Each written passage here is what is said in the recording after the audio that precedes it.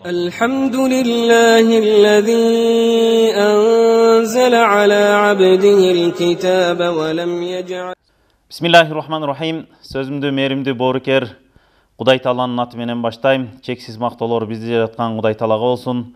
Андан кийин сүйүктүү пайгамбарыбыз Мухаммад саллаллаху алейхи вассаламга салам салаваттар болсун.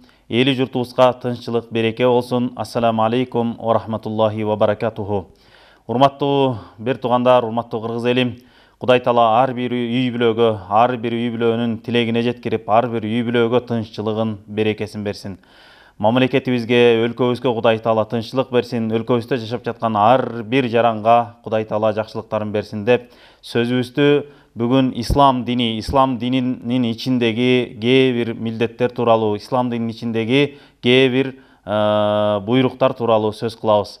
Негизи Құдай Таала өзүнүн Кур'ани Каримде, өзүнүн сөзүндө буйруктар, бир канча аяттар буйруктар менен келеткен, бир канча аяттар тыюулар менен келеткен, кылбагыла, бул нерсеге кылсаңар өзүңөргө зыян деген сыяктуу тыюулар менен келеткен өкүмдөр деп коебуз. Мына ошол Құдай Тааланын аяттары, андан кийин пайгамбарыбыз алейхиссаламдын сөздөрү биз үчүн өтө маанилүү. Себеби бул Кудайдын астында, бул дүйнөдө жана акыретте албетте бул нерселерде чоң бир пайдалар бар. Эми азыр ошол ислам дининин ичиндеги буйруктарынын бири бул кайрымдуулук дейбиз. Кайрымдуулуктун түрлөрү өтө көп. Кайрымдуулуктун ичинде буйрук ретинде келинген кайрымдуулуктар, андан кийин өзүнүн каалоосу менен бериле турган кайрымдуулуктар бар. Пайгамбарыбыз алейхиссаламдын заманында пайгамбарыбызга бир адам келди дейт. Сахабалар айтат, жанында отурган адамдар, бир чачы өсүп кеткен бир адам келип пайгамбарыбызга бирдеме деп атат, бизге угулган жок дейт. Анан дагы жакындап угуп көрө турган болсок, мунун ичинде пайгамбарыбызга бир суроолорду берип жатыптыр. Ал ислам жөнүндө сурап атыптыр дейт. Эми билебиз, бул ислам 5 нерседен куралган. Ошол 5 нерсенин 3өөнү биз аткара турган болсок, 2өөнү ал мүмкүнчүлүгү жеткен учурда аткарыла турган нерсе. Өтө жеңил. Ислам ушундай нерсе, бир тазалыктын, жакшылыктын, адам баласынын өмүрүнө зыян бербей турган, ден соолугуна зыян бербей турган бир бактылуулуктун дини десек болот. Эми ошол адам пайгамбарыбызга ислам жөнүндө сурап атканда, мага ислам жөнүндө айтыңыз, мен ошону аткарайын деп пайгамбарыбызга келген учурда, пайгамбарыбыз биринчи бир суткада түнү күнү 5 убакыт намаз бар. Мына ошону оку дейт. Андан кийин баягы адам пайгамбарыбыздан сурайт: "Болду, мындан башка аткарбайынбы, ушуну эле аткарамбы?" десе, пайгамбарыбыз: "Ооба, ушуну эле аткарасың, калгандары өзүңдүн каалооңо коюлган" дейт. Андан кийин дагы кандай кылайын десе, орозо тутуу деген, 1 жылда 1 ай орозо тутуу.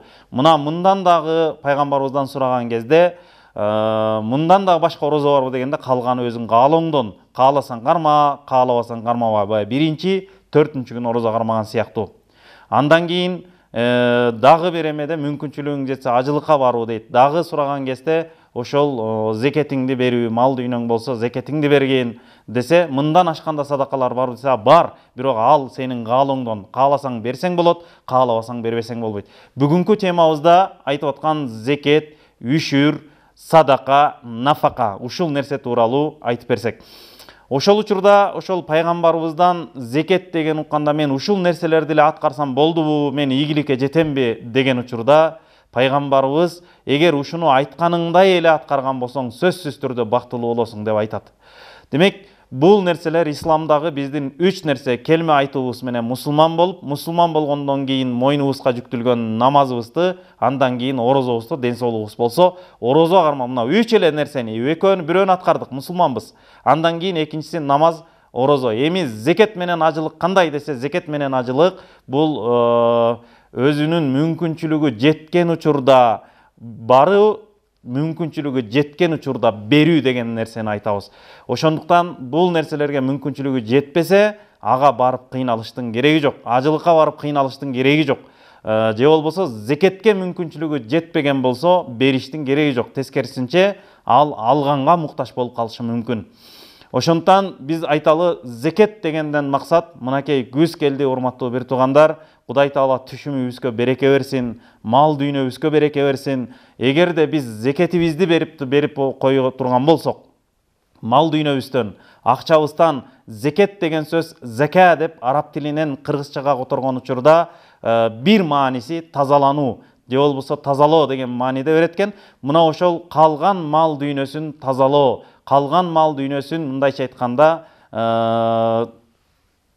кырсыктардан жана башка нерселерден сактоо болуп эсептелинет. Эгерде биз Кудай жолунда ушул зекетибизди мал дүйнөбүздөн берип отурсак, кээ бирөөлөр суроо берет. Зекет мен малым баланча берсем болобу дейт. Кээ бирөөнө бергенге болот, кээ бирөөнө бербегенге дагы бул саат берилет.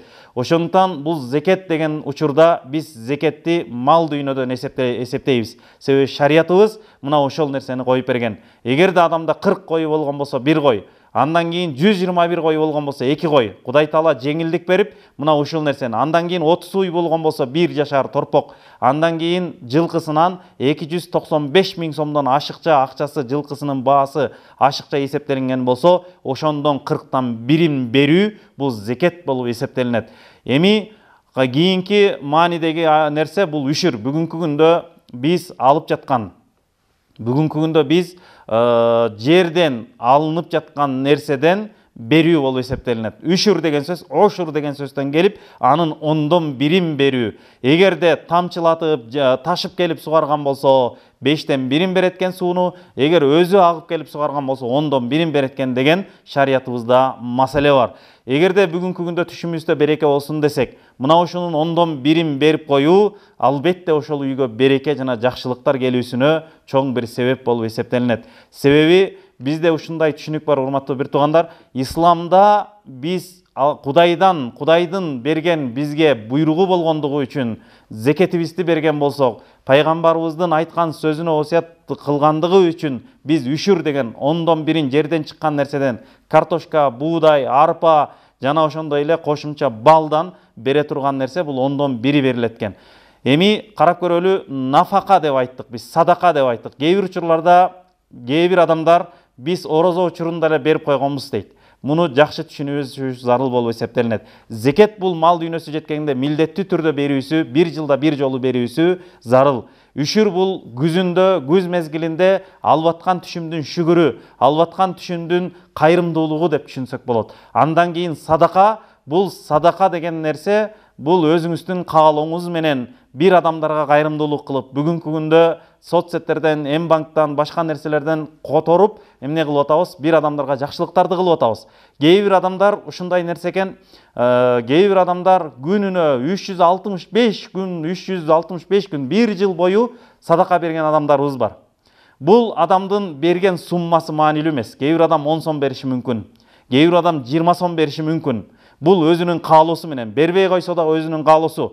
Бирок бүгүнкү күндө оору адам өтө көп болгондуктан, ошол сиздин берген 10 сомуңуз ошол адамдын өмүрүнө өбөлгө болуп, ошол адам айыгып кетиши толук мүмкүн. Сиздин берген зекетиңиз менен бир адамдын курсагы тоюп, бир адамдын жашоосу уланып, бала чакасын окутуп кетүүгө себеп болгонуңузда Кудай Таала өтө чоң соопторду берет. Ошондуктан бул садака берген учурда дагы мына ушул зекетке аралаштырбастан, үшүргө аралаштырбастан садака өзүнчө, үшүр өзүнчө, зекет өзүнчө болуп эсептелинет. Ал эми сөзүбүздүн башында нафака деп айтып кеттик. Нафака бул кандай десе, нафака бул үй бүлөсүн багуу. Бул дагы сооп болуп эсептелинет.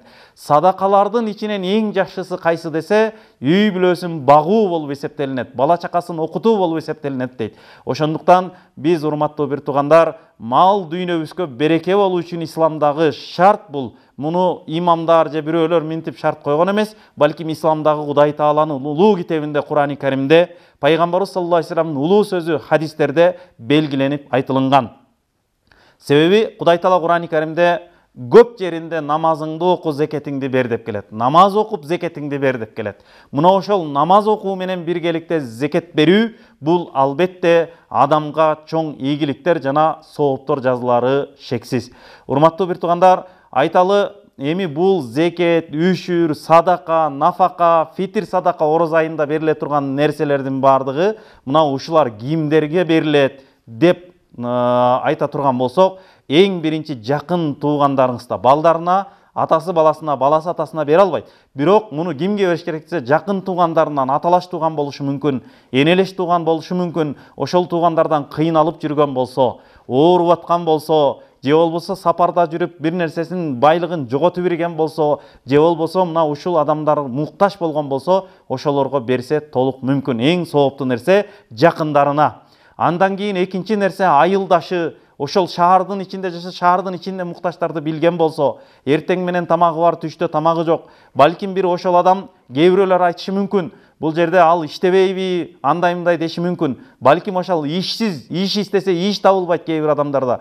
Кээ бир адамдарда ооруп төшөктө жатат, кээ бир адамдарда оорунууну багып аткан учурда дагы иштеп атса дагы жетпеген учурда квартирасына, суусуна, башка нерсесине таба албай аткан, тамагына таба албай аткан адамдарга сөзсүз түрдө кайрымдуулук кылып, акчалай болобу, же жанагындай тамак аш менен болобу жардам берип койгон болсо, бул зекетинен болушу мүмкүн, үшүрдөн болушу мүмкүн, садакадан болушу мүмкүн, же болбосо ар бир тапкан нерсесинен болушу мүмкүн. Бул нерседен берип койсо, ошол адам ыраазы болуп аткан болсо, ошол адам сизге батасын берип аткан болсо, мына ошол адамдын батасы Кудай Тааланын астында сөзсүз тиеттейт. Себеби элибизде бата менен эл көгөрөт, жамгыр менен жер көгөрөт деген сөз бар. Мына ошондуктан биз бата алууга муктажбыз. Ар бир адам бата алып жашайт. Айрыкча кыргыз элинде бата алуу маданияты өнүгүп кеткен. Ошондуктан жакшы түшүнөбүз. Ошол себептен бир себебин кылып бата кыла турган болсок, себебин кылып Кудай Тааладан сурана турган болсок, бир себебин кылып намазды окуп туруп анан Кудай Тааладан сурануу, зекетин берип, үшүрүн берип, садакасын берип Кудайдан сурана турган болсо, бул себебин кылган себептен Кудай Таала бул нерсени дагы сөзсүз кабыл кылат деп үмүт кылабыз. Кудай Таала жакшылыктарын берсин. Ассаламу алейкум ва рахматуллахи ва баракатух. الحمد لله الذي أنزل على عبده الكتاب ولم يجعل